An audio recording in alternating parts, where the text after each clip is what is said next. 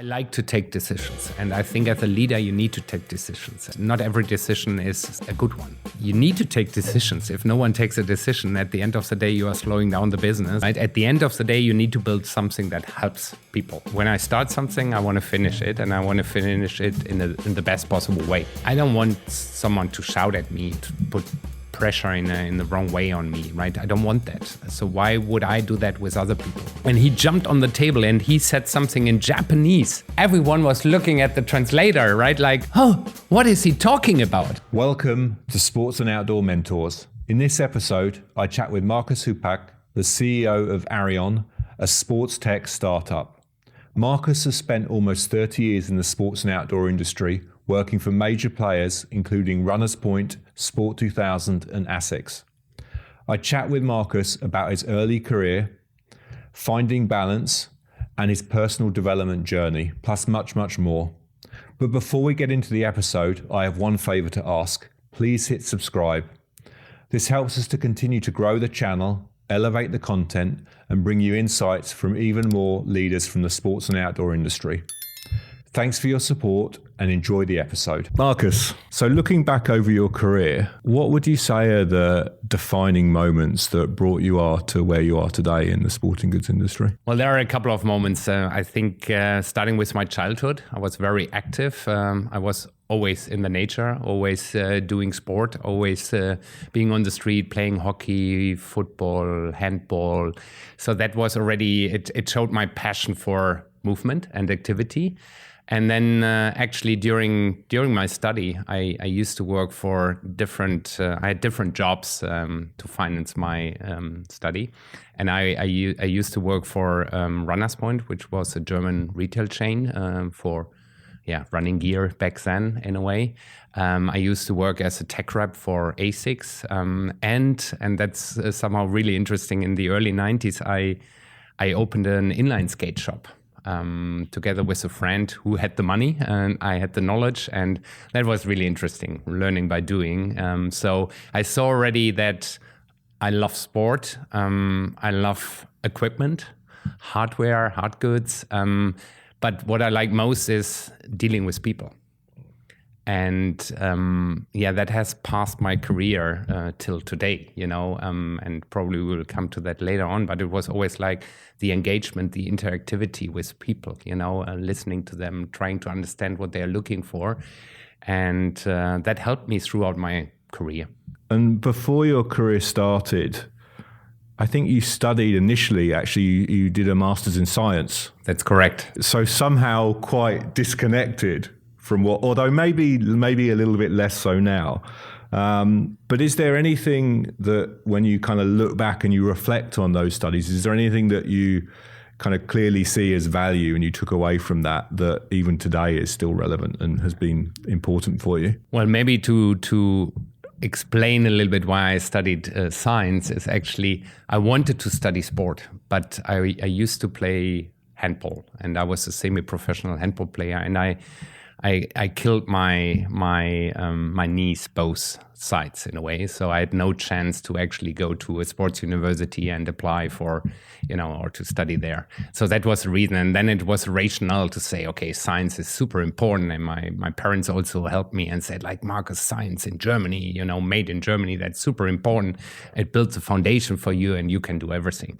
Throughout the study, I realized, okay, on one hand side, the biggest learning is that I know how to tackle complex challenges and how to approach it and how to find the right approach into solutions. And like I said, throughout my study, I did a lot of sport activities next to it. And I realized, okay, I really want to get a move into sport at a certain point. But it was great to finish it, because when I start something, I want to finish it, and I want to finish it in the best possible way.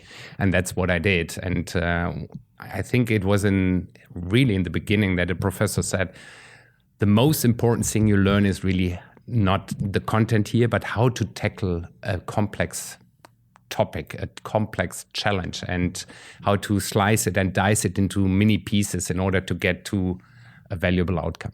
Okay, interesting. Well, I can definitely see and understand the value that would add today, in considering the let's say, the volatile and complex world we live in today, probably more so than ever. But maybe we'll come back to that a little bit later. I wanted to touch on, you talked there about your early days from a sport point of view and the fact that you played handball at a high level. I assume from that, and maybe I'm wrong, but I'm assuming from that you have a competitive, quite a competitive mindset, competitive spirit. For sure, definitely. That's absolutely true. I played handball for more than 20 years and played ice hockey for 15 years. I'm still playing ice hockey. It's great fun, but yes, there is always the competitive part in it. And I was a goalkeeper, actually. And as a goalkeeper, you are, on one hand side, you are somehow on your own, but you are really relying on the team right in front of you, the 6 players in front of you, because without them, you are nothing, right? Target so you're exactly. And for me, of course, after a game when we won, of course, we were super excited and we were celebrating hard. But when we lost the game, I was you couldn't talk to me for a while, right? So I remember that. And when I had a girlfriend, I always told them, hey, I might be somehow different after the match because when we lose, I'm not in the best place, to be honest. So, and that, yes, indeed has helped me on one hand side being a team player all the time, knowing that, well, I can't achieve certain targets without a strong team. Is really important. And I can see that back then, or I could see that back then, but I can see it nowadays as well. And the other piece is, of course, I want to succeed, right? I put a lot of effort into something, but I also want to succeed for sure. That competitive spirit and that desire to succeed, what role has that played in your career? Well, I mean, like I said, at least in the sporting goods industry, I was always more on the commercial side of the business, and I always wanted to succeed. And sometimes the goal back then was a little bit smaller. I wanted to succeed with a customer. I wanted to succeed in a category with a customer. I wanted to succeed in an area. I wanted to drive the numbers up, and that has helped me a lot. But always looking at it from a mutual perspective. So saying like, okay, win-win is probably not a great word. I don't like that anymore. Nevertheless, it's always important to understand what your partner on the other side of the table would like to achieve. And if you understand his or her goals, then you better realize, okay, what does a joint roadmap could look like, and how can we both achieve our targets? And if my partner achieves his or her targets, and I will achieve mine as well. So for me, it was really important, and I was always going step by step. It was not like, okay, I had a 5-year plan, and I want to be there in 5 years. It was more doing really a good job in the area I was working in. So, and whatever, I was a category sales manager for the DACH region in apparel, and then I wanted to be good in that one. And then I always had the drive to realize, okay, my bosses will see that, if I'm doing a great job, they will come to me and probably offer me something else. And in all honesty, knocking on wood almost, it always worked out, right? But I was never ever saying, hey guys, now I'm only a national sales manager. I want to be the VP of EMEA. But it was more like going step by step and living in the now and here and doing a good job, but also enjoying it and working on your strengths. That was really important, or is really important to me. When you look back, is there anybody, whether it be a boss, a coach, a mentor, or maybe who are the people that have really supported you throughout your journey and that you've had somehow a lot of value from? Probably it started, I had a great mentor, which was my handball coach, because he was the managing director of a big steel company, and he was the commercial guy. And he realized, okay, Markus brings certain skills, which he could see on the pitch. I was a goalkeeper, I was a captain of the team, and so on. And he could see I was leading, I was guiding the team, and he gave me a lot of advice already going into a certain direction. But when we dive more into sporting goods now, I could probably call out 2 names straight away. One was my global commercial boss at ASICS, Katsumi Kato. He was the CCO of ASICS globally, and he was really he was everything. He was my manager in a way. He was my mentor. He was a friend. He helped me a lot. And then, of course, Alistair Cameron, who was back then the CEO of ASICS EMEA, and yeah, he was very similar. He was my manager. He was a mentor. He became a friend, and we are still in great contact. And they helped me a lot, to work on my personality, to realize, okay, what are my strengths? What is maybe my superpower? What are my blind spots? Also really important. What is it I can improve? What is it I can do differently? They gave me different perspectives on certain situations. So yeah, I can call out these guys. As you just opened the door, so what is your superpower, and maybe what are those blind spots as well? And what was the sorry, this is now 3 questions in one, but what was the process that you went through with them to identify what those blind spots are? Because I think that's something that it's quite difficult for a lot of people to do that and to recognize, what are maybe the areas that are their weaknesses or blind spots, however we want to define them. Well, it's a journey and it's a long way, right? And now today I can openly talk about it, and it's not a problem. I'm a big believer in personality tools and tests and so on. Back then, I mean, when I look back, then I realize, okay, I always love to deal with people. I always love to engage with people. I always love to inspire people, right? And probably that's also, if you can talk about the superpower I have, I love to inspire people, to engage with people, to activate a crowd. And I can back this up with certain personality results. So, for example, I'm a big believer of the Gallup Strengths Finder. And I'm a great believer of building your career on your strengths, right? And build on that. Be aware of it, build on that, and then you work with your superpower, and you are much more powerful and successful rather than working in other areas. In my superpower, like I said, I'm in the Gallup Strengths Finder. My top 5 strengths are win others over. So I love to go into a room with people I've never seen before and engage with them, learn more about them, right? And that's one. Number 2 is communication. So I love to communicate, and here already giving in a blind spot, it could be because I'm so active in reaching out to people and engaging with people I've never seen before. They might feel that I'm superficial, right? That I'm not listening to them, I'm not understanding, and I'm not interested in them actually. So I need to be aware of that and need to realize that. And of course, 3 is empathy. 4 is strategic, and 6 is a doer, right? So really bringing plans into execution and driving it forward. And well, this is something I learned over years, and to be honest, I was always lucky to have a coach on my side. So of course, I spent almost 20 years at ASICS. So ASICS gave me a lot of support in that area. So coach in good and in bad times. So because we all have blind spots, we all have trigger points, and it's sometimes hard, even though you know that you have a trigger point, you can't overcome it. You find yourself in a situation where you feel like, I don't want to be there, right? But I can't handle it. And the work with my coaches always helped me a lot to see it from a different perspective, to work on certain tactics, and yeah, to get into a better place. So, like I said, today it's a journey. Today I'm confident talking about that. I'm also knowing a lot, and I discover every day new stuff. But back then I couldn't really articulate that. It wasn't really clear to me.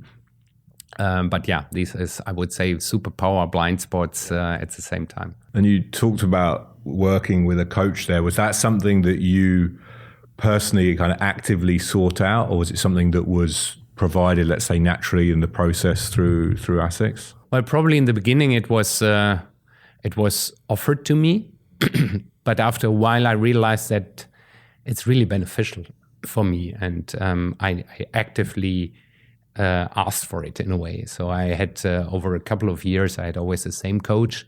She, Angela, she knows me quite well, and we had a fantastic foundation, and there was this special spirit between the two of us, and I have to say that helped me a lot in certain areas. That helped me really a lot also to find my core.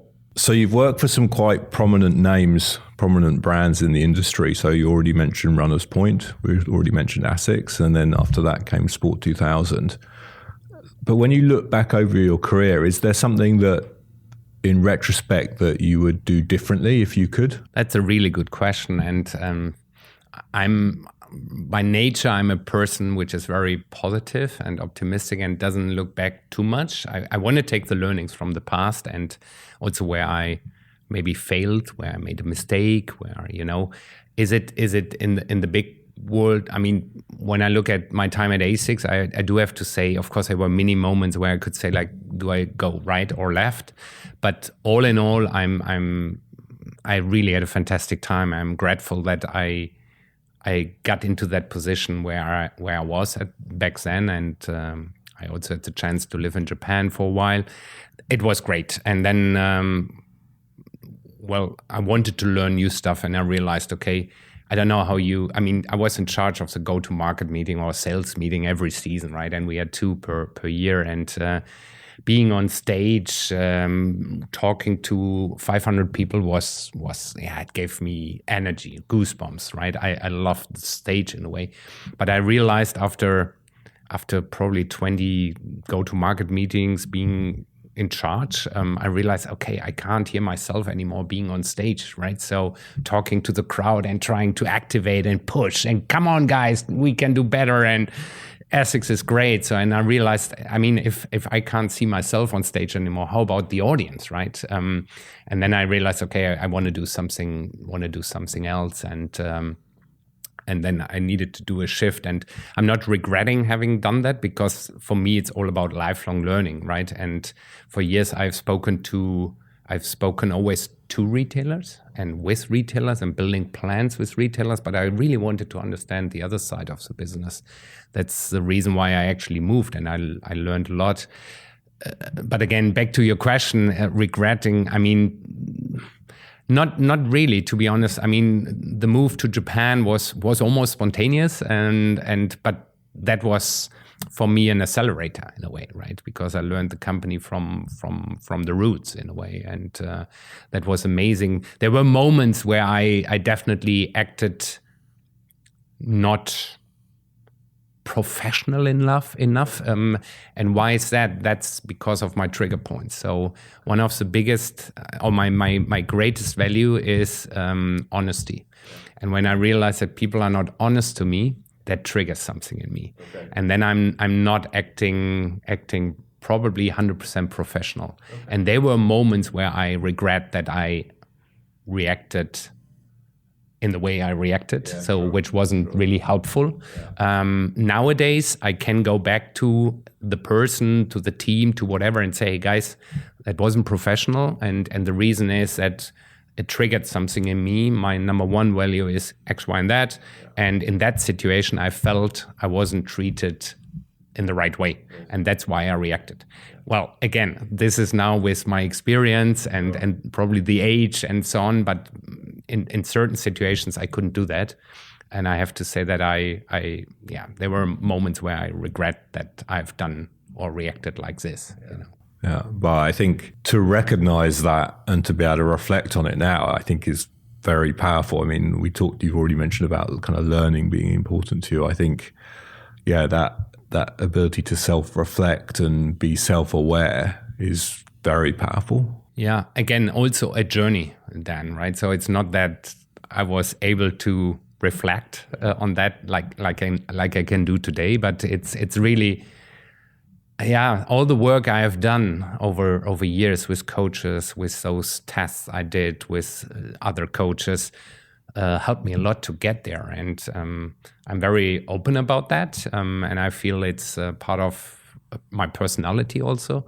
It's also being authentic, right? And if the team I work with knows about it, it's maybe also easier to deal with, and for me, it's really important. But it's painful, by the way, right? So it's painful to see myself. Even though I know I have these trigger points, I couldn't sign now a paper and say I will never come into a situation like that again. It will happen, it will happen because it triggers my values. And but I'm trying to get better. I'm trying to find certain tactics, tools, and ways of overcoming those situations. Am I perfect in that? Not at all. Am I getting better? I hope so. But let's see. Yeah. Well, I think things like that, it's a bit like... I would imagine like going to an Alcoholics Anonymous meeting, and the fact that you can admit that it is an issue in that case, or, it's something that maybe you're not comfortable or proud of, is more than half the battle, I think. That self-awareness, which somehow is in itself a superpower, I would say. You touched then about your time in Japan. So I wanted to learn a little bit more about that and what you got out of it and how the opportunity came up, because I think I've been lucky enough to work in several different countries around the world in my career, and I've always taken great value from that. So, and Japan also is personally a country that I love, the culture, the country, the food, everything. So I'm super interested to hear more about that opportunity. Maybe I need to explain a little bit how it came to that situation. So it was 2006, and I was sales manager in the DACH region for ASICS, and we had the third year in a row where we were driving double-digit growth. And as an incentive, we brought the entire sales force to Japan. And there was one night we had a dinner in Kobe, Japan. That's where the headquarters is based. And our global CEO joined us. And I was sitting not directly next to him, but there was one guy between us. And the guy between us was actually his assistant. And he was also he was translating everything, because the guy only spoke Japanese. And I was looking for that moment talking to the CEO of ASICS, a global company, because I was a small little, sales manager in the DACH region. And I started talking to him and I said, hey, I'm standing in front of our customers day in, day out, talking about a Japanese brand and the uniqueness and everything. But actually all the knowledge I have is only coming from books in a way. I read a lot of books about Japan back then. And I said, you are sending Japanese colleagues all over the world. They are working in America, they're working in China, they're working in Europe. But how about us, Europeans, Americans, the other way around? How can we learn ASICS from the roots? And we were exchanging, arguments back and forth. And it was funny. It looked like a tennis game in a way because we always needed the translator, right? So it was fun to see. And then all of a sudden, and I'm not kidding, we were sitting in a Japanese restaurant where you take off your shoes, right? So he was our CEO. He was jumping on the table. There was a table with 30 people around it. And of course, we had a little bit of sake and beer and everything. And he jumped on the table and he said something in Japanese. And everyone was looking at the translator, right? Like, oh, what is he talking about, right? And then this translator said, okay, Markus will be the first European who's invited to come to Japan to learn more about ASICS from the roots. And, of course, we had some alcohol and my team was actually saying, goodbye. They were singing, right? Goodbye, Markus, goodbye, goodbye. And I was like, all right, what did I do? And then actually next morning I had to call my partner and I said, hey, my dear, I have to tell you something. I got invited to work in Japan for a year. And she said, all right, we have to talk. Well, and then I had to talk to my manager back then. He was the MD for the DACH region. And he said, no, he's not joking. Japanese will never joke about those kind of things. So, and it took then 5 more months before I started moving to Japan because I had to, work on the work visa and all this kind of stuff. But I have to say it was an amazing experience. I'm like you. I only knew Japan from the books. Of course, I've been to Japanese restaurants in Germany beforehand, but I didn't know too much about it. And I learned so much about the culture, because in what I see, I enjoyed always working in international environments, but I see always those cultural clashes, between the Germans and the French and the Italians and the Dutch. And then you have the Americans and the Chinese and so on. And I could see that. Straight away. Also, why we always had clashes within international meetings, when the Americans and the Asians or the Japanese and the Europeans were in a room, it never worked out well, but it has to do with respect and thank God in a way, Germans and Japanese are somehow close in a way, hardworking, respectful, hierarchy, right? So these are the things which are there. And I learned so much. I went through all the departments, and actually the CEO, Mr. Oyama, who actually just stepped down, he was my manager, and he was on my side, and I learned. One of the biggest learning was they are all quiet and there is a hierarchy, and I was always like, how can I push certain ideas through? And I realized that it's about two faces, tatamahe and hone. One is the office face, tatamahe, and you play by the rules, right? You act accordingly, and you're quiet, and there is a manager, you respect the hierarchy and so on.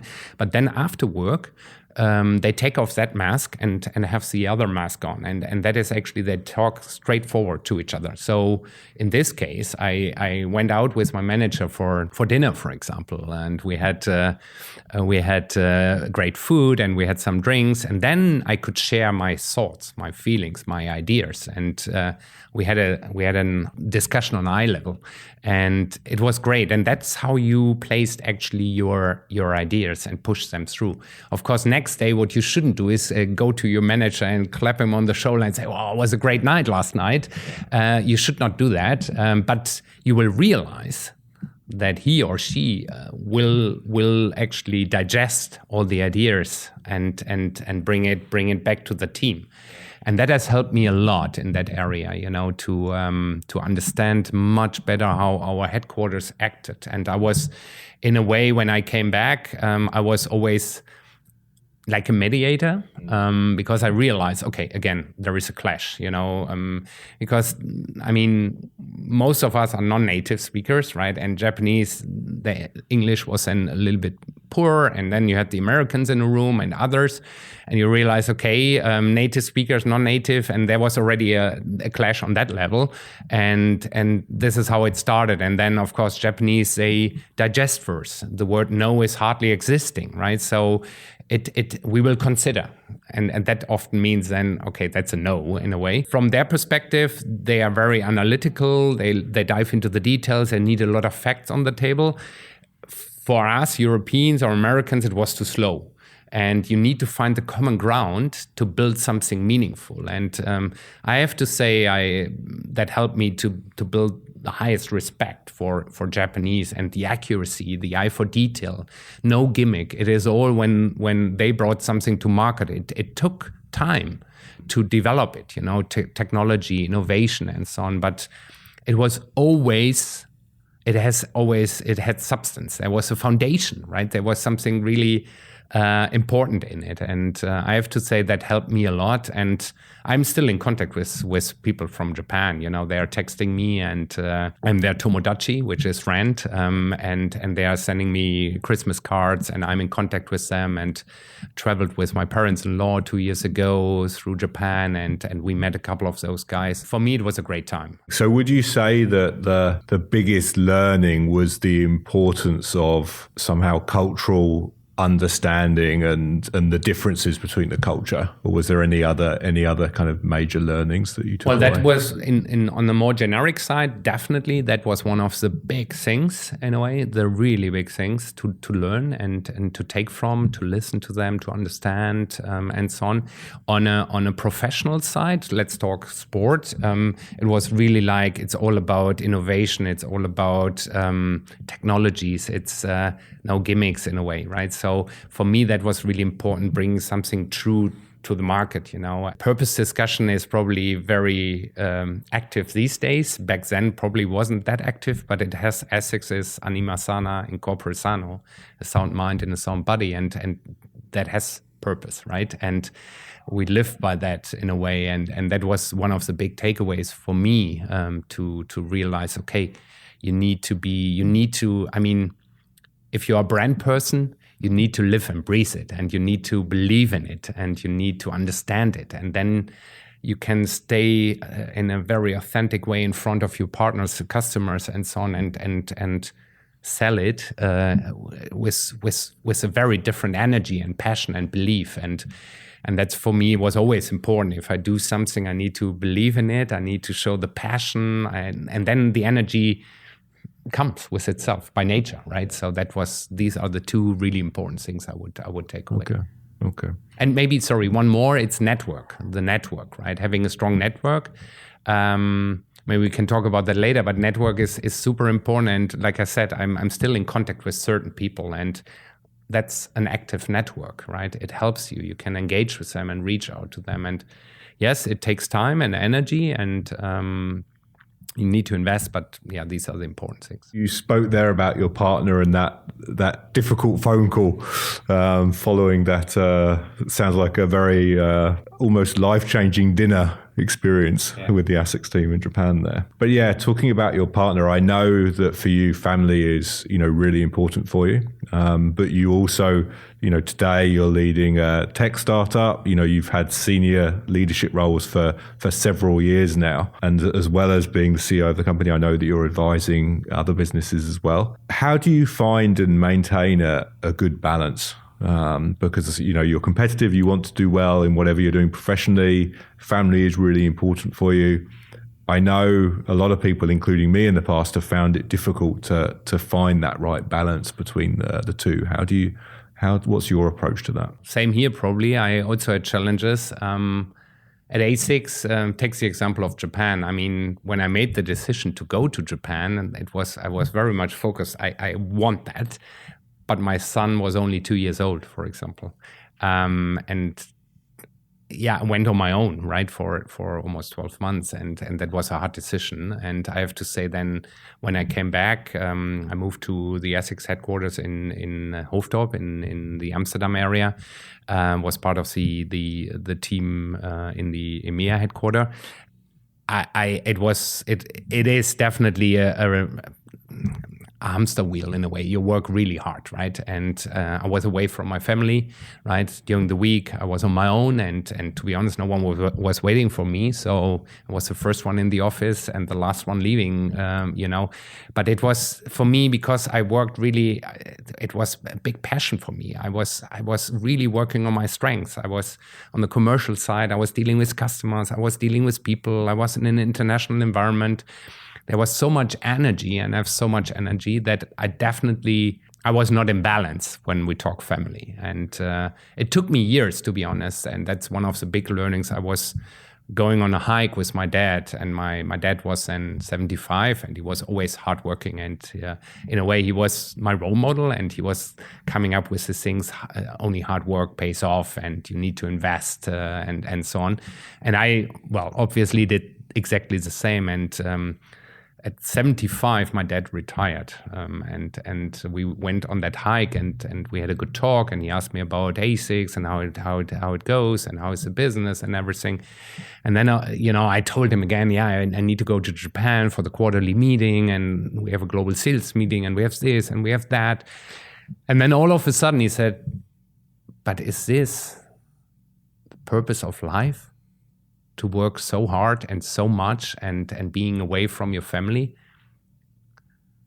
And to be honest, then I was in that situation.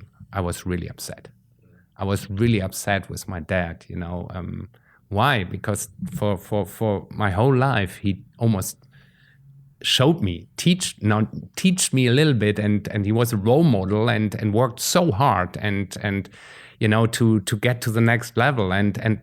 Well, I did the same. And then he told me, "Well, is this the purpose of life?" And I said, "Hey, Dad, but what did you do?" And he said, "Well, I'm 75 now, and I realize that I missed out on so many occasions. And so did I, right? So I have to say that there was not a great balance in that.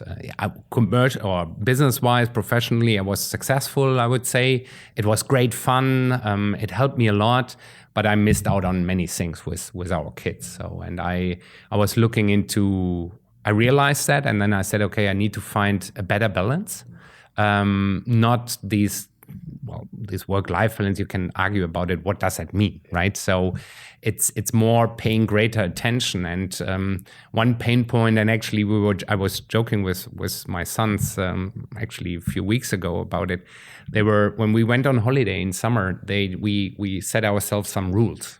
And I said to the boys, okay, what are the rules for this summer holiday? And I remember we went to France and to the Atlantic coast, and they were 8 and 12, I would say, and there was one rule: no mobile phone for dad. No. So digital detox in a way. I mean, they were young; they didn't have a smartphone back then. And when I look at it today, right? So that was really a signal. They were waving the flag and saying, "Daddy, we want airtime with you. We want you that you are focusing on us." And I never really switched off during holidays, really switched off, right? I was always on emails and checking and being on 3 different time zones, with the Japanese headquarters, with the American colleagues and so on. It never really worked out well. And I had to work on that. And it has changed. And today I love to work. I love to work hard, but it's also that I'm looking much better for mental well-being, right? Saying like sport is for me so important, right? It was always important, and I always did sport, but I was probably more in a rush. Now I need to squeeze in a 45-minute run, right? So I was not really enjoying it, and that has changed. I know now, okay, no, I wanna meet friends. I wanna meet my family. I wanna do sport, and it can be done, and this is also what I'm trying to tell my team, right? It's a very young team, a very talented team, a great team, international team, but they see me sometimes saying certain things which I would never have said 15 years ago or 10 years ago. But it's a learning, right? So it's really a learning, and it gets better. Am I perfect in that? Definitely not. And I think when you are in a leadership position, it's a fine line. It's not that easy. But for me, it's not. I'm not sacrificing on anything. I love to work. I love to develop and grow and succeed.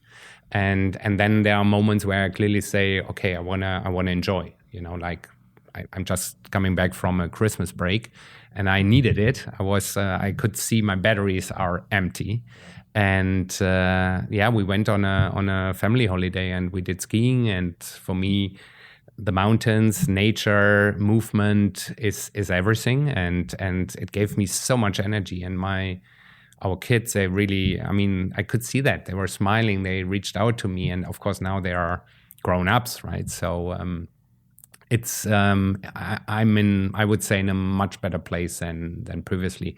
The difficulty probably is when you work abroad, when you commute, because at ASICS during the week, I was on my own. I have my own apartment, and then all social life, all family life is narrowed down to maybe 2.5 days, right? So on a Sunday, okay, you need to pack your stuff again. And, I could drive to Amsterdam, but it's a different life. You touched on there a little bit leadership in the team and your team today.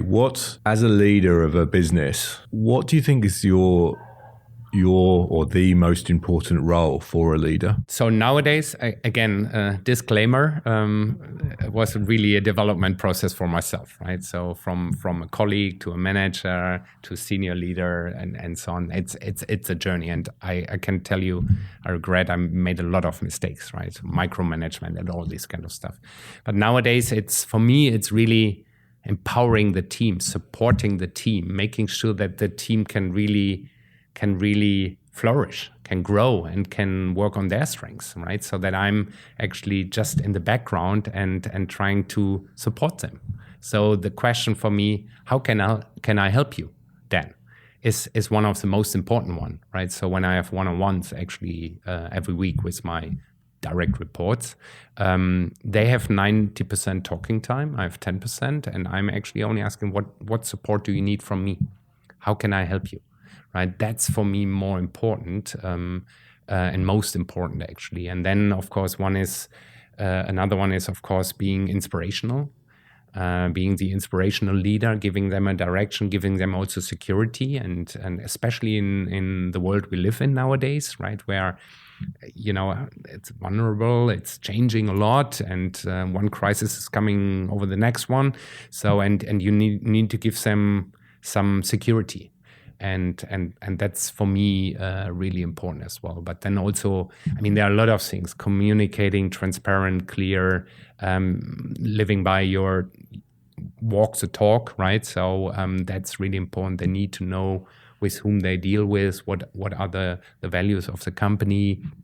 Is he living by the values? How is he supporting me? It's a very complex thing, because you need to, on one hand side, you need to make sure that you're also successful. On the other hand, you wanna grow the team, right? And you want to make sure you have a complementary team. So it's very complex, but I love and enjoy it a lot. I clearly see that as one of my major focus areas here. And again, it's a learning process, right? So having complementary people in your team is actually a no-brainer, but it's not standard, right? And in the old days, when I recruited people, I looked more for mini-me's. Nowadays, I know this is completely wrong, right? So you need to find people with complementary skills. And then over time, I hired people I really realized, okay, they are ticking all the boxes and they have all the strengths which I don't have, I'm not good at, but I need them. Right, so because I'm maybe creative, I'm a driver, but going into all the details, I need then people on my side who are saying, okay, Markus, great idea, but let's evaluate, let's check, let's do the detailed check if this really makes sense, or how can we actually roll this out. This is all part of my leadership style. I call it positive leadership, because I feel that this command and control, the old style, doesn't work anymore. And it's really trust and empower.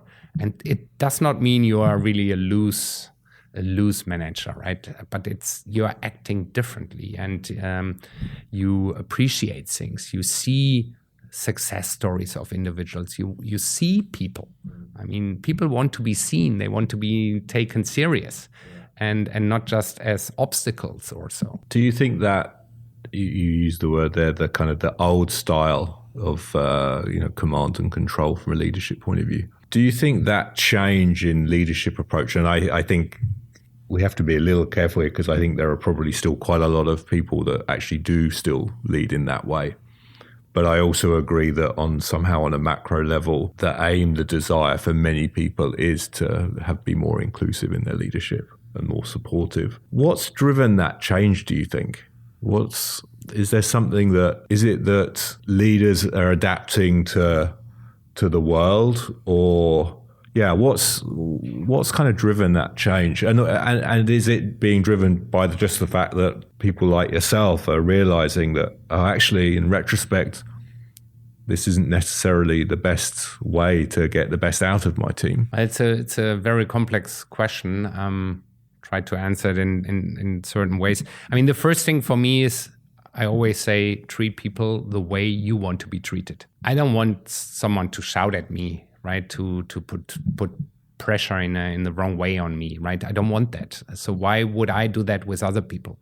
I should not do that. And I have to say, at ASICS, we were at the end, we were driving a business of almost 1 billion, and I had 250 plus people in the sales force. The most important to me is building trust. You need to build trust in a team, and you need to build trust with your people. And then based on that, if you have a very trustful relationship, you can also have an argument with them. You can also challenge each other, right? You can work on that. But if trust is not there, it doesn't work. And then you are probably in that area of command and control, right? Where you are like, I don't trust my team. I don't trust them. I don't believe they are working hard. I don't, it's not my approach, because I also realized that at ASICS, I realized we had a very great team dynamic and a trustful relationship. And I would say they did everything to achieve our targets in a way. And Japanese, at least at that time, they were tending to dive into micromanagement, and with the result that once a week I had a weekly call with my global commercial leader, and when we talked about the numbers, quarterly results, the margins, and so on, he said, "Okay, Markus, how do we get to that number?" And for example, I said, we are still expecting a big order to come from Foot Locker, from Zalando, from Intersport, from Decathlon. By when? I said, probably next week, Wednesday. All right, next week, Wednesday, he called, right? So, and I mean, I was a senior leader, and now I could argue and say, like, didn't he trust me, right, back then? Not sure, but it did not help me to perform better, right? Because I was giving everything to push certain results and numbers. And that's what I see nowadays as well, I see that command and control still happening a lot, and I'm not finger pointing and saying, hey guys, you are wrong, I'm right. Not at all. I mean, probably they are really successful in that area still. It's not my style, and I'm not a believer in that. And of course, generations have different perspectives there. But at the end of the day, I always say I worked in family business, I worked in corporates, I worked in mid-sized companies. Now it's more startup, scale-up. It's all about people, and they have the same needs. It doesn't matter how big the company is. They want to be seen. They want to be treated in the right way. They want to act as a team. They want to trust each other. That's really important. And I think the whole generation bashing doesn't make sense in that context of leadership. They don't want to work anymore. And I don't believe in that. I see that also from older people, that they want to be treated in a different way. They want to see some incentives, they want to, whatever it is, different work-life balance, more hybrid work, whatever it is. I think the times are changing. And back to your question, when I talk to my dad, he's now 86. When he talks about his dad, you can see that there are different leadership styles, right, over generations. And I think it's pretty normal that it's evolving and it's changing now. And I think it's up to us now, more senior leaders, to also show agility and flexibility to adjust to needs that are required in this world we live in. Right. So, and we have to deal with sustainability, with digitalization, with all these things, with Corona, with whatever it is, inflation, recession, supply chain issues. It requires agility, and of course, often you dive into your comfort zone and you feel like, oh, I'm most successful in that area, and that probably works best for a lot of people, but I'm not a great believer in that. And for me, an NPS, eNPS tracker, for example, employee net promoter score, is very important, because only if the team is the environment is positive, then we can really perform all together. If it's built on threat and everything, I don't believe in that, and it will come more and more and more. And spend time with the team. Right, so that's my mantra. Spend time with the team, show interest, take them serious. That's very important to me. You mentioned there that one of the, let's say, macro trends, or not, it's not a trend, need is kind of the digital transformation. And today you're leading a sports-tech startup.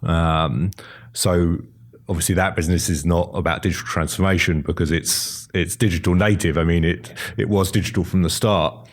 But what about yourself? What's that kind of, your own digital transformation journey that you've been through? Because I would imagine it's had to probably accelerate quite a bit in the last 12 months or so. Indeed. I mean, during my study, when I studied science, I learned coding. C+ was the language back then, but I did never use it afterwards anymore. So I was digitally savvy in a way. I was always interested. I'm always interested in those, let's say, new technologies and trends in a way. But of course, when we talk now about sports tech, I mean, we are deep tech sports tech startup working a lot with neural nets, with algorithms and so on. I mean, that is really a level higher, right? And for me, again, the hashtag lifelong learning was important when I left ASICS. It was important when I left Sport 2000. And every day I learn something new, to be honest. And for me, the question is always, on one hand side, what can I add to the business? And what can I learn as well? And for me, I'm surrounded by great talents, tech talents, right? Who studied that area and who are able to quickly develop algorithms and build a neural net and bring that together and so on. So it's amazing. It's more, my part is I'm learning, listening to them, and I have no problem to stand in front of them and tell them, hey, this is an area I don't know. This is not my field of expertise. Of course, it in the old days people could say, oh, that's a weakness, right? As a leader, you need to know everything, but I don't believe in that. I mean, it's too complex to know everything, but it's more important to have the right people in the place and maybe to ask the right questions. Because as a tech expert, you are maybe very much focused on your little piece, but you forget, okay, what's your consumer? What's the benefit for the consumer, right? What does that look like? And that's when, with the right questions, you can get to that place. And well, it's funny. I mean, you brought it up, my digital transformation, and ASICS, when I was the commercial lead, was 95% wholesale driven. And then there was this huge trend coming direct to consumer. And I was able, in the very beginning, to build the very first ASICS web store. That was 2009 in a way. But then I progressed my career more on the wholesale side, dealing with all those global strategic partners and so on. And when you talk to people, we need expertise on the digital side. We need this e-com, right? So, and I always said, so what does that mean? Expertise. And well, this is now 3 levels higher, right? That's far above everything we talk e-com in a way. But it shows you need to develop these logic around, okay, how can you connect all the dots, right? So, how do you bring the physical world with the digital world together? How can you build APIs and so on to connect the dots of our system, for example, with CRM systems or ERP systems? How does it work, right? Is it possible? How long does it take? What do you need for that? And I think it's part of your toolbox as a leader to have not only interest, you need to have an understanding. You don't need to be the expert, but you need to really know how to bring the dots together and ask the right questions. And for me, it's always important to keep track and keep track with all the technologies that are kicking in. I mean, it's a little bit more than a year ago, right? It was November 2022 when ChatGPT was launched, right? And everyone was getting crazy. Hey, AI. Well, I had to smile a little bit because we are using AI for years already. And in a way, I'm always asking people when they get crazy about AI. And I said, do you have a smartphone? Yeah, we have a smartphone. Do you use Google Maps, for example? Yes. What do you think how that works, right? So, I mean, your smartphone is full of AI in a way, and now they start talking about it, and it's interesting to listen to them. I would always recommend, and I always tell people, hey, try to understand technologies. You don't need to dive into all the details. You don't need to build your own algorithms and do the coding yourself, but you need to understand the big picture, how that works, and how how those tools can help you. How can ChatGPT help you in your daily work today, right? How does a prompt should look like, and these kind of thing. And you see, that's my personal transformation, showing interest and diving deeper into all the details, and also knowing the right people and knowing where you have to stop. When techies talking to techies, then I'm sitting on the sideline and listening and learning. That's actually more my piece, and I maybe ship in with a question, but that's more it, or looking at it then commercially and saying, okay, how can we utilize this? How can we scale this? What are the opportunities in that area? So that's more than my role in it, but I'm growing every day and I'm learning every day, and probably making also a lot of mistakes in that area, but it's evolving so fast. And I think it's also important for our sports and outdoor industry that we keep track. It's not only digitalization, we do know that, but there are certain tools who can do a job in a greater way. What then has been the biggest learning that you've had since you've joined ARION around kind of digital and digital transformation? Yeah. Is there anything that stands out as being like, wow, okay, that's either you didn't expect it or you had no idea? One important, and that's actually not new because we say that in sport and outdoor all the time, it's customer centricity, right? At the end of the day, you need to build something that helps people, right? So there are benefits and you help them with challenges. That's the number one thing. The second big learning is that almost nothing is impossible, right? So you can build a lot and it's way faster than what we are aware of or known for in our sports and outdoor industry, right? So that it takes 24 months to build a collection or 19 months to build something, we can build it in weeks, right? So when we talk to a partner, we have now an exclusive contract with Intersport Austria, and they want to have a CRM, ERP integration. Well, that can be done in 2 weeks almost, right? So, and we are not talking months, we are talking weeks. That's definitely also a big learning. There is so much possible, but it's also, there is a certain resistance when it comes to innovation. People are scared.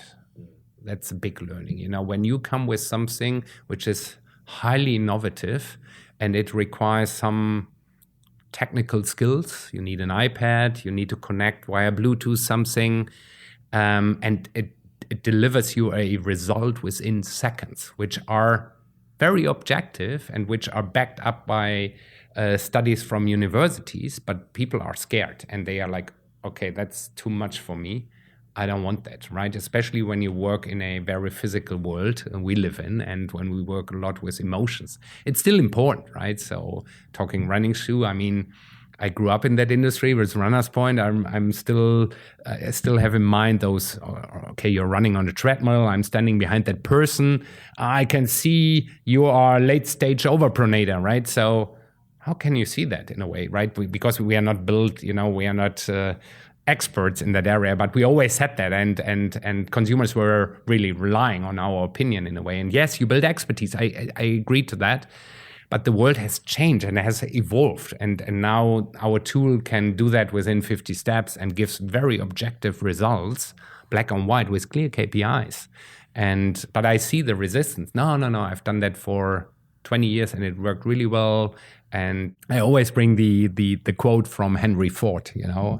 I'm not sure if you know that, but Henry Ford said, if I would have asked the people what they would need, they would have said faster horses.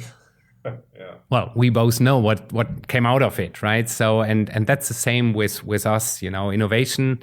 You need those trendsetters who really believe in those things and who give it a chance. And yes, startup has there is these Damocles sword above it, like, they won't survive, and is that really true, and does it work? Innovation is expensive, right? You need experts, but I can tell you we have 30 people, and we have 6 PhD in our team. 6 PhD. So you see, it is all based on science, really, in a way. And but this is my learning. My network, which I have built over years, helps me to open doors. But of course, they would not say, Markus. They will say, yes, Markus, you can present it, but they won't give me the order straight away, of course, because there is resistance, there are other people involved and so on. But yeah, you need to find those trendsetters who believe in it, who support it. And I learned once it needs 3% to create a trend, and in a certain group. And you need to find those 3%, and then you can grow it. And then you see resistance disappears, and then people are reaching out to you and saying, hey, I've seen that, I've heard about that, can you explain it to me, how does it work, and what could we do? And that gives me goosebumps, that gives me goosebumps. I mean, if you come with a business card and have a big brand name on it, well, the door is open, right? And then it's more about other problems. But if you come as a small startup, probably the brand awareness is small, then you need to wave the flag louder and faster and knock on the door more often. But I see that there are more and more business partners, building their business on innovation and new technologies, and I think it will stronger not only because of ARION, but kick in other areas as well. I mean, you see that in professional sports, how Sports+Tech is evolving, right? Fan engagement, fan experience will grow fast. You see already on Twitch that certain, beach volleyball games, consumers, right? People who are watching, they are actively engaging with the players in a way. They are actively taking part in that. And it will come rather sooner than later in other areas as well, and probably the American sports like NFL, and they are further ahead. It will come, and even announcements like what the referee has to say about a certain penalty, that is part of fan engagement, right? And it's only a starting point. You touched on their network, and I know that for you, network is important and you're very active and very engaged in your network. I guess the answer maybe here is somehow obvious. Do you want to kind of explain a little bit why it's so important for you and why you are so active? Because I know you give a lot back as well to your network. So what's the driver behind that, and why is it important for you? Well, in the beginning, when I was young, I talked about that I love to engage with people. I love to meet new people. I love to learn about people. I love the story of life. I listen to you and I want to learn how you progressed in your life, with the ups and downs. So that's already the passion for people. I'm interested in people. And then, of course, you build your network. I love to communicate, so I love to engage, I love to learn. That's a starting point, and then you realize, okay, the network gets stronger, and for me it's always built on true values, right? It stays as it is.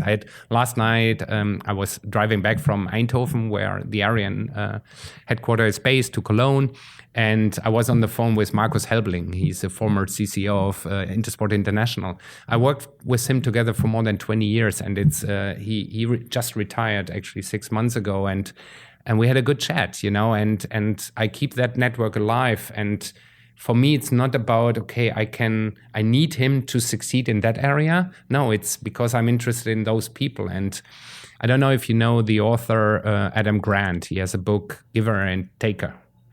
I don't know. I didn't know him as an author. I follow his stuff online. Yeah. And he has he brought a lot of books to market, okay. And one is called The Giver and the Taker. Okay.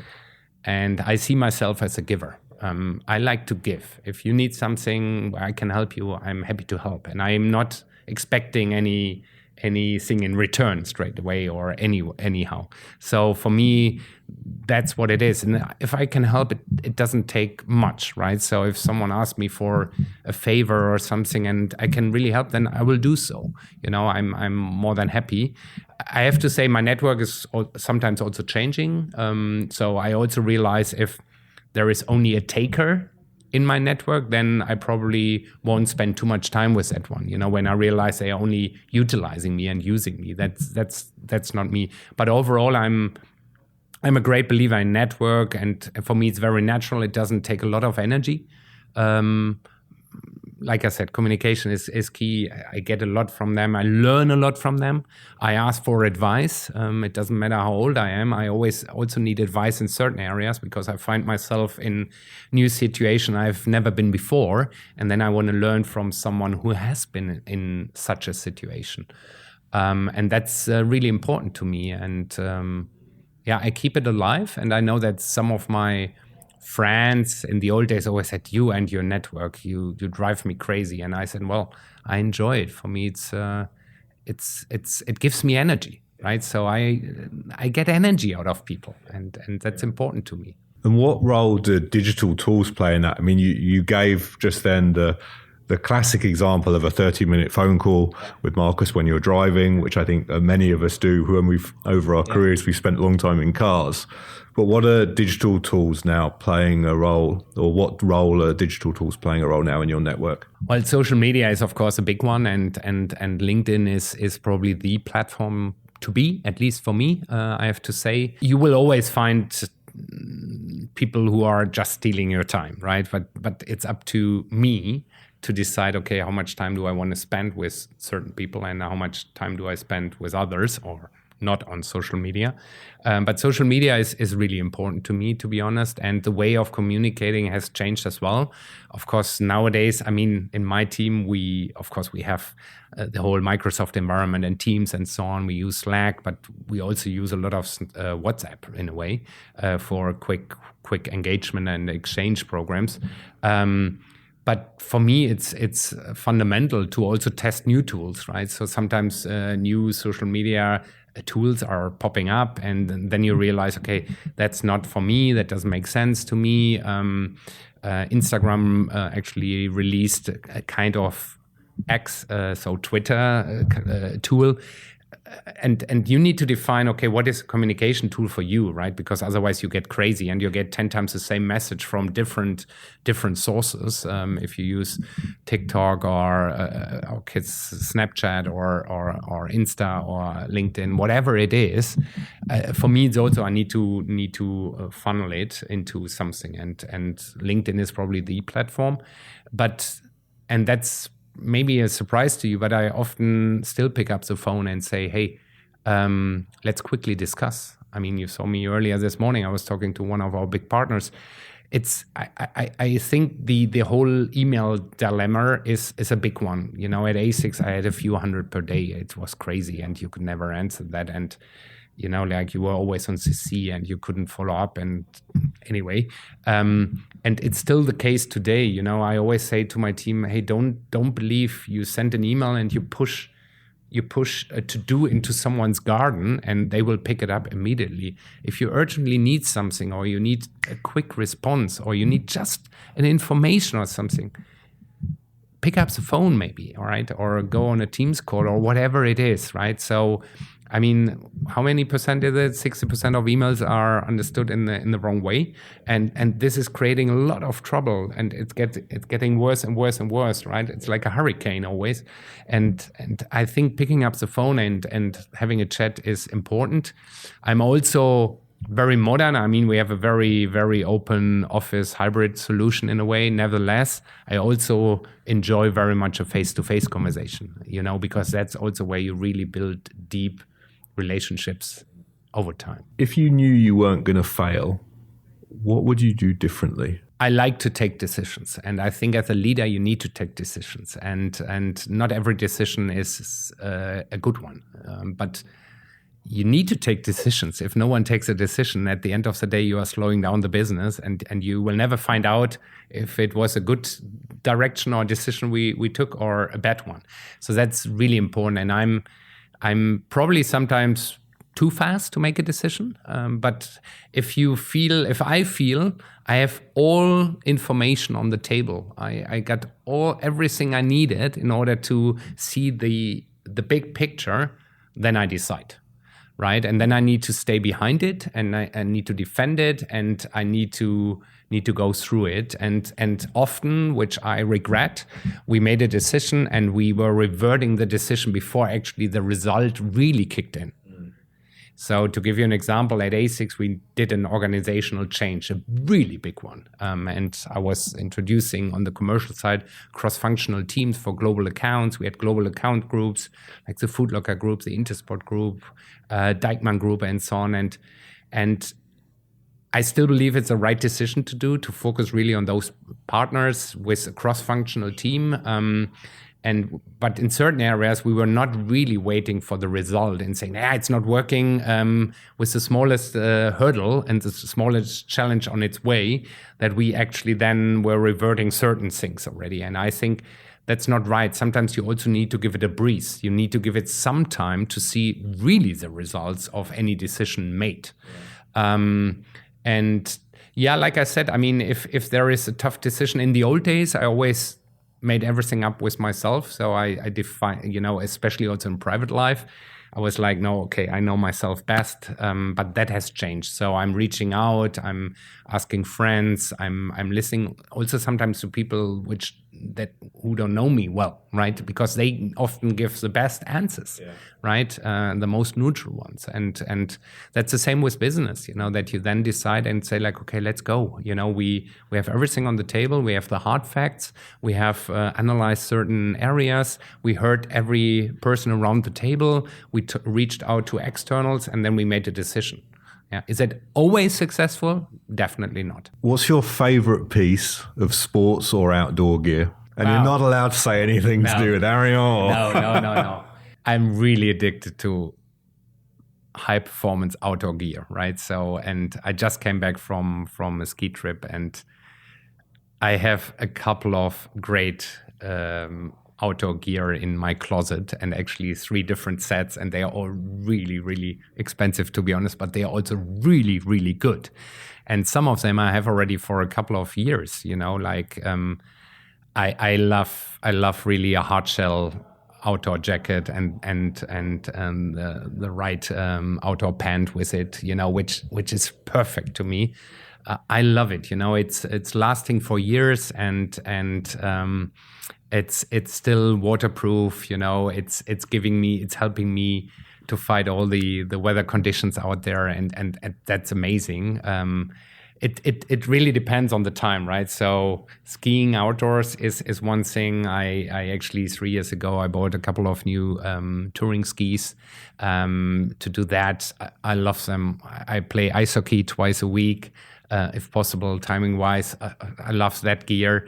But of course, I'm also running. I mean, it's not a big surprise, right? When you used to work for the running brand, I finished a couple of marathons, and I don't know how many pairs of running shoes I have in my closet, and my wife is always shaking her head and saying, hey, how many shoes do you want to run? But I love it, and I'm like a little kid. Now we are sitting here in a showroom, and when I see a new season coming, and I see new gear, I want that, right? I want that. And of course, it's nowadays with my age, I know sustainable. It's not really sustainable to buy always something new. But I realized actually during the last ski holiday, my ski jacket had some, there are some areas are broken, and I really want to approach this brand, and I don't want to know the brand and say if they can repair it, because it's still in a great shape after years, and I just don't want to throw it away. Either I give it to my sons because they have similar size like me, or I keep it, and that's what I like. So I can't bring it down to one piece, Dan. I'm very sorry. I'm very sorry. I mean, I could talk about my mountain bike and everything and whatsoever. It's too much. It's not one piece. What book would you advise somebody to read that is interested in having a career and developing their career within the sports and outdoor industry? Well, for me, it's not really about sports and outdoor, but it's more about international environments. And I'm a big fan of The Culture Map from Irene Meyer.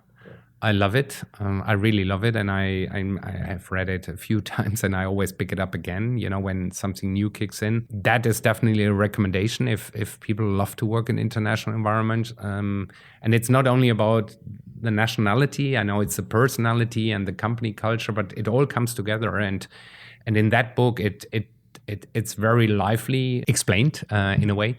And I like it. And actually, I gave it as a present to my team this Christmas time, because we have, like I said, we have 30 people, but more than 10 different nationalities. And there is a natural mismatch, right? And you need to find this common ground. And therefore, that would be a recommendation to the team, or to the listeners, The Culture Map from Irene Meyer. What's the most valuable piece of advice you've ever received? Stay true to yourself. be yourself, be authentic, be you, and act on your strengths, work on your strengths, use your strengths. That's probably the piece I would say most. And then also people related, be always live by true values. If today was the last day of your career and you were going off to retire somewhere, what would your last message be to your team? You are a great team. You're doing a fantastic job. Continue the journey and challenge yourself on that journey to improve every day. And if you could give future leaders within our industry 3 pieces of advice, what would they be? Try to understand yourself in the greatest way. Dive into everything to learn more about your skills, your interests, your blind spots, maybe your weak spots or your weak points. That's one. Secondly, define your unique leadership style. What suits you as a personality? And that's 2. And then 3, and that's really important for me, focus on your team. Focus on your people. See them, listen to them, give them the stage, the space they can grow and flourish, support them, and take them serious. So as you know, the aim of this podcast, this YouTube channel, is to help other people on their career journey to learn from the experiences of people like yourself. With that in mind, is there anything that you would want to add that we haven't touched or finish on, anything that stands out where you'll think, I wish we'd have had a chance to talk about that? What I feel, I get this question more often from people, but I need to see a true passion and a true interest to dive into an industry, into a role, into a company, into a brand. Sometimes it's too superficial. They did not make up their mind really. They did not do enough research. They can't really back up their words. And in my world, I would say, create awareness around what you really want and what the word extra mile is probably the wrong thing, but what is your real passion and what is your desire? What are you? Where's the energy coming from? And that's definitely important for any young person and have also the passion and go step by step. I said that in the very beginning. And for me, it was not like when I was 20, I wanted to be there. It was step by step and saying, okay, I want to do a good job in that area.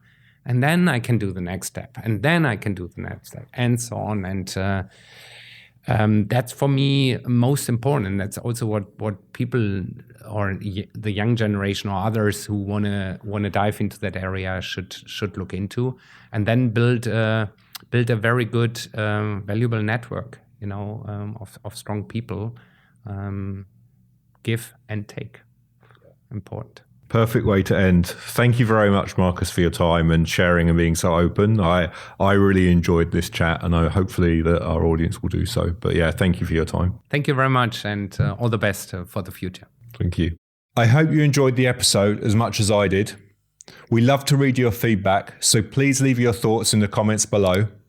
Thanks again for your support. See you soon, and don't forget to subscribe.